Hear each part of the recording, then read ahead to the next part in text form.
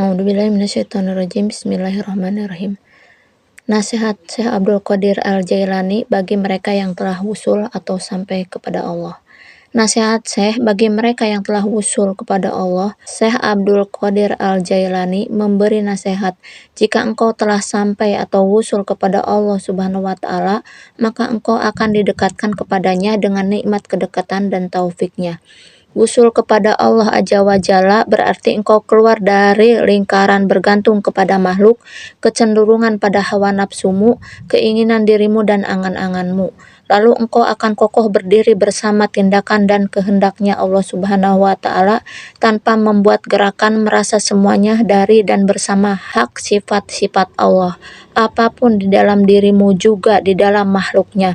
Dengan merasa bukan dari keinginan dirimu sendiri, melainkan dengan hakikat hukum, perintah, dan tindakan atau perbuatan Allah Subhanahu wa Ta'ala. Ini adalah keadaan fana yang dapat dikatakan sebagai wusul atau sampai kepada Allah Subhanahu wa Ta'ala. Wusul kepada Allah tentu berbeda dengan sampainya kita kepada makhluk ciptaannya yang masih berada dalam batas hukum-hukum akal. Tak satu pun yang serupa dengannya, dan dialah yang maha mendengar lagi maha melihat. Quran Surat Asy-Syura 42:11. Maha suci Allah dari keserupaan dan kemiripan dengan makhluk-makhluk ciptaannya. Di kalangan ahli al-wusul, orang yang telah sampai kepada Allah atau telah wusul, telah dikenal beberapa ciri khas masing-masing yang telah diberikan Allah, dan antara satu orang dengan orang lainnya berbeda. Allah Azza wa Jalla memiliki rahasia tersendiri dengan para rasul-rasul, nabi-nabi, dan wali-wali. Banyak hal yang tak diketahui oleh orang lain kecuali hanya Allah dan orang tersebut yang mengetahuinya. Hingga ada pula seorang murid yang memiliki rahasia atau pengalaman tersendiri yang tak diketahui oleh syekhnya. Begitupun sebaliknya, ada seorang syekh yang memiliki rahasia dan pengalaman tersendiri dengan Allah yang tidak diketahui oleh murid-muridnya, meskipun si murid sudah mendekati ambang pintu hal sang syekh. Ketika seorang murid telah mencapai keadaan spiritual sang syekh, maka ia akan disendirikan dan dipisahkan dari syekhnya, lalu Allah sendirilah yang kemudian mengasuh dan memberi rasa ketidakbergantungan kepada semua makhluknya.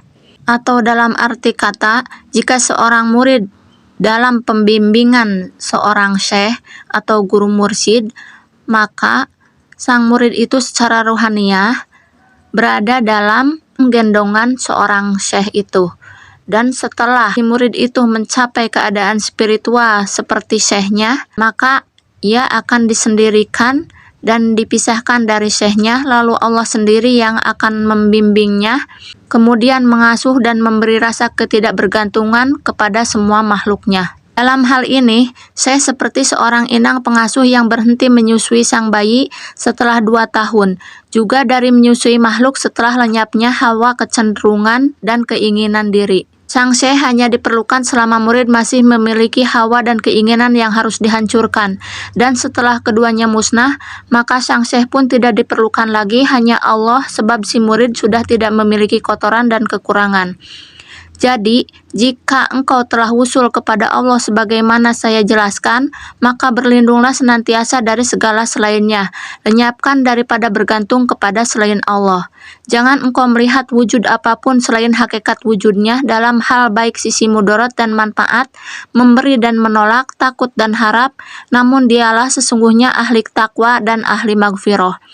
Pandanglah selalu tindakan atau perbuatan yang sambil menunggu perintahnya, menyibukkan diri dengan laku ketaatannya, membedakan diri dari seluruh makhluknya di dunia dan akhirat. Syekh Abdul Qadir Al-Jailani dalam kitab Adab As-Suluk wa At-Tawassul ila Manajil Al-Muluk.